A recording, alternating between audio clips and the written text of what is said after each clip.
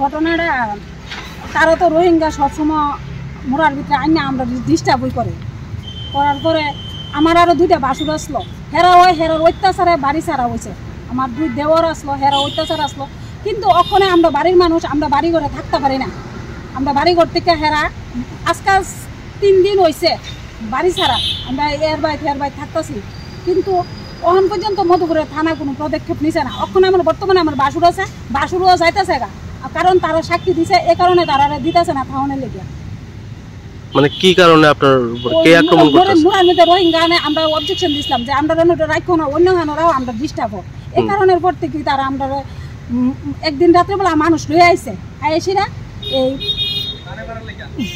প্রাণে মারণের লেগে বন্দুক, রাইফেল, এরপরে দাও লাড়ি লইয়া দোকানের সামনে গাড়িটা থামাইয়া আমার বাড়ির ভিতরে মানুষটি উঠে গেছে।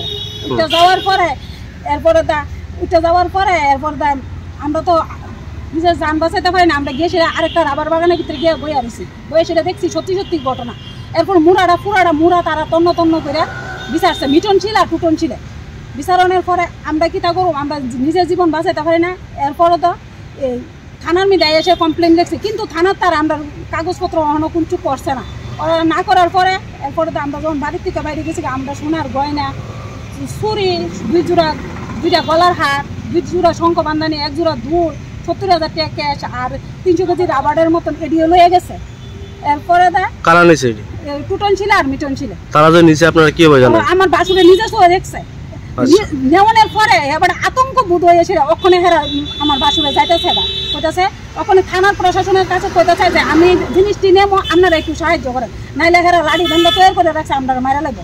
এই কারণে ওখানে হেরা মানে তারা যে রোহিঙ্গা পাচার করে আপনারা বাধা দেওয়ার কারণে বাধা দেওয়ার কারণে। কোন জায়গাতে বাড়ি আপনারা? আমরা বাড়ি কোয়েডাফা। এখন যে মানে এসডিপির কাছে আইছে, আপনারা কি কইছেন? কাছে আইছি, আমরা এই বিচারটা চাই। মানে মধুপুর থানার পুলিশ কিছু করতেছে না, প্রশাসনে তারা কোনো বিচার করছে না। এরপরে কইছি আমরা যদি সবার কাছে গিয়েছি আমরা বিচার চাইছি, কেউই আমরা বিচার করে না। আমরা নিরীহ মানুষ, আমরা দুজনে কাজ করে খাই। কতদিন ধরে এই মানে রোহিঙ্গা পাচার করতেছে তারা? তারা আজকে মনে হচ্ছে 3-4 বছর ধরে করে। আরো অনেকবার হেরারে থানা জেলের মধ্যে নিয়ে ঢুকাইছে।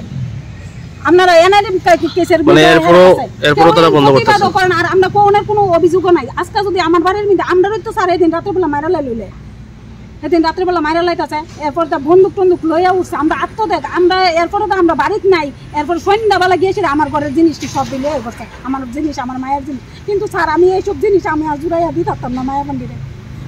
এই জিনিসের লেগে মনে আমার জীবনও যেতে পারে।